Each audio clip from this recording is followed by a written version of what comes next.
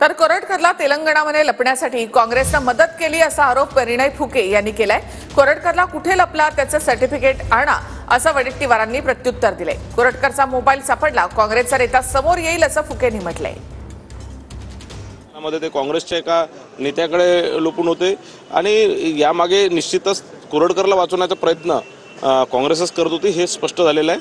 आणि कुठेतरी कोरटकरला या प्रकारचं काहीतरी वक्तव्य करून कोरटकरबद्दल मला असं वाटतं की काहीतरी आपण दिशाभूल करतोय। या कोरटकरवरती कडक से कडक कारवाई होणार आणि हे मला असं वाटतं की या प्रकारचं काहीतरी बोलून अमोल मिटकरी काहीतरी दिशाभूल करतात। त्याचा सीसीटीव्ही फुटेज त्या हॉटेलमधलं काढल्या घेण्याची माहिती आमच्याकडे आलेली आहे। तिथे एक कोंडावर नावाचे अधिकारी आहेत, ते क्राईम ब्रांचला आहेत, ते भेटल्याची माहिती प्रथमदर्शनी आमच्याकडे आली आहे। आम्ही काय हॉटेलच्या वेटरकडे ती माहिती गोळा केली।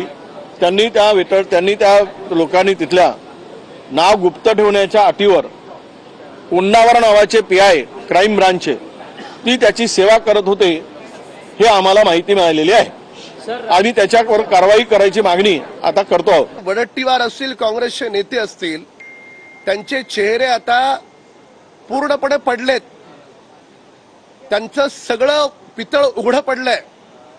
तो तेलंगणामध्ये विजय अंकलम या काँग्रेसच्या नेत्याच्या घरी सापडतो।